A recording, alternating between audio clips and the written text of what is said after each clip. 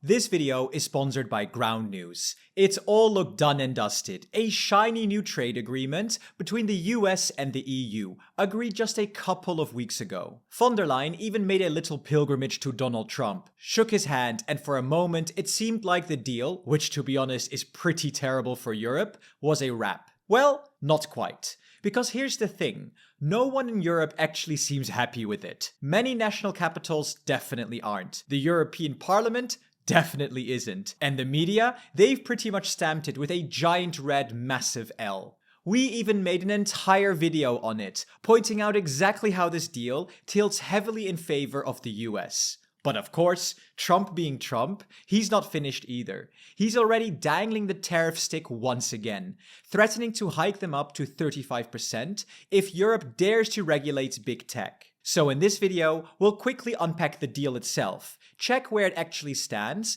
and go over what could still, likely even, go wrong. Alright, quick refresher. What is this so-called trade framework actually about? It basically comes down to two pillars. Pillar 1, tariffs. Starting with steel and aluminium, tariffs stay at 50% on all EU goods going into the US.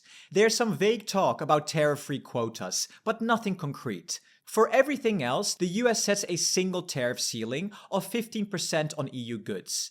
That does mean car tariffs drop from about 27.5% to 15%. Yay for Germany's struggling economy, I guess. Because let's be honest, 15% is still very high and way worse than before Trump came into office. There are some exceptions though, called strategic products, like EU aircraft and aircraft parts, certain chemicals, and natural resources will go back to pre-January levels. In return though, the EU will scrap the already low duties on US industrial products. It'll also grant better market access for some US fishery products and 7.5 billion euros worth of US agricultural exports. Then there's the second pillar, investment. And this one is pretty big. The EU is expected to buy around 700 billion euros worth of US energy products over the next 3 years.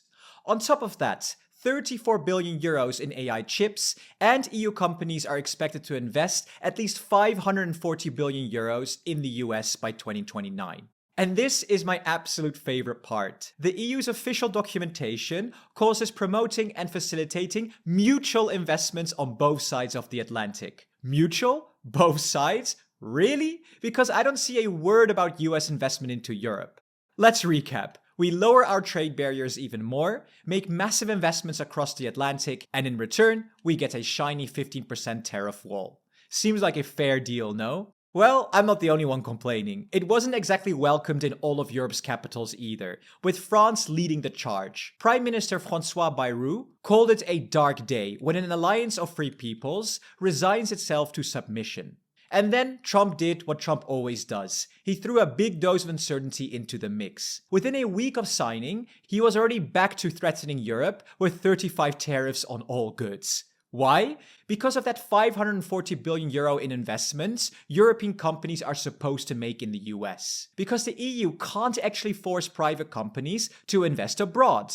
And the moment that Brussels admitted that, Trump was right back waving the tariff stick. And if that wasn't enough, just a month later, he was already threatening substantial new tariffs and even chip restrictions on countries with digital taxes. Which of course hits Europe directly, since the EU has some of the strongest digital rules anywhere in the world. And what's really interesting here is how the political left and the right are framing all of this. Left-leaning outlets describe Trump's tariff threats as aggressive retaliation and threats, and some even point to possible self-interest tied to his crypto business. Meanwhile, right-leaning sources spin it as a justified defense, Trump standing firm to protect American tech. And this is exactly where our sponsor, Ground News, really shines. They cut through the media bias by showing you how stories are covered across the political spectrum, so you don't get stuck in a bubble. I especially like their factuality score and ownership overview. Every article gets a rating for accuracy, and you can instantly see who owns the outlet. For example, China Daily is owned by the Chinese Communist Party, has a left-leaning bias, and only mixed factuality. Meanwhile, if we scroll down, Euractiv is privately owned by Media House, with high factuality, leaning left. The Ground News app and website are full of tools like this, making it so much easier to cut through the noise and actually understand how and why stories are being framed in the way they are. If you want to give it a try, you can get 40% off unlimited access to their Vantage plan by using the link in the description or scanning the QR code on the screen. Alright, back to the video. So yeah, Trump is already threatening to derail the trade deal over two big issues. And the second one, tech regulation, is the real sticking point. Because the EU isn't backing down. Brussels keeps saying that it has the sovereign right to regulate tech, no matter what Trump or Washington thinks. And this matters, because the EU has massive pieces of digital legislation that Washington absolutely hates. For example, the DSA. This is all about online platforms and how they handle content. It forces companies like X, TikTok, or YouTube to actually remove illegal material quickly and be transparent about their algorithms. Or the DMA. This one is aimed squarely at the tech giants, or as Brussels calls them, gatekeepers. It forces companies like Apple, Google, and Meta to play fair and stop crushing smaller competitors. For example, Apple now has to allow third-party app stores on iPhones in Europe. And these two regulations have already been in action earlier this year with major fines. Apple, 500 million euros, Meta, 200 million euros.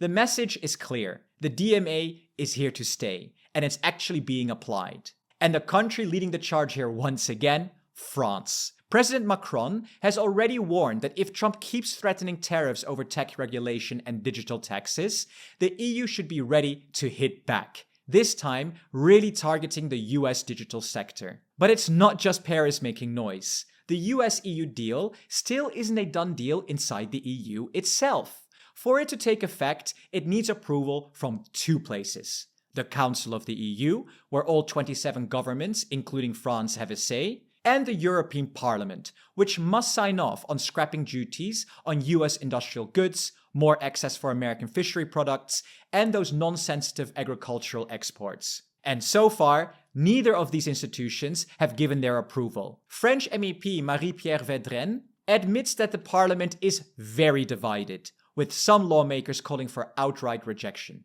And remember, this joint EU-US statement is non-binding. Trump can reinterpret it, or just simply ignore it.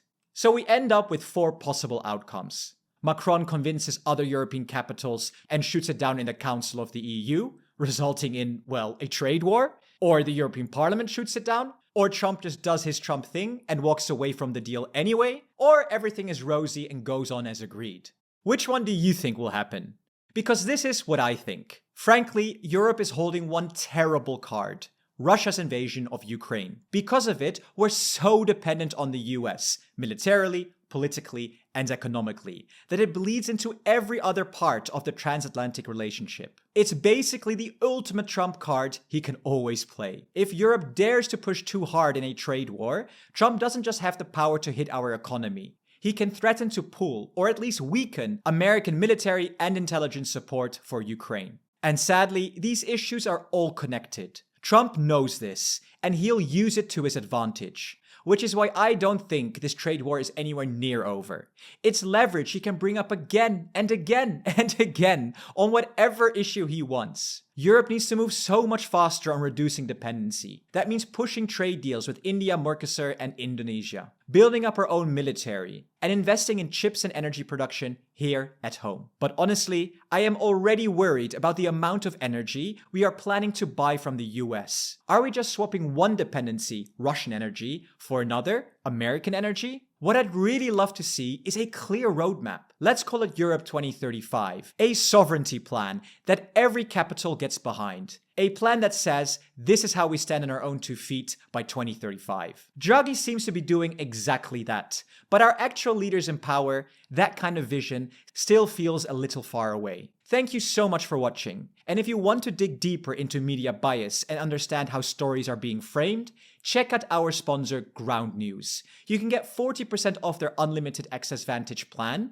by using the link in the description or scanning the QR code on screen. Thank you so much to our presidents, Jan, Schauke, Christian, Peter, AGVD, Daniel, Unite Europe, Stefan, and Rashid. See you in the next video.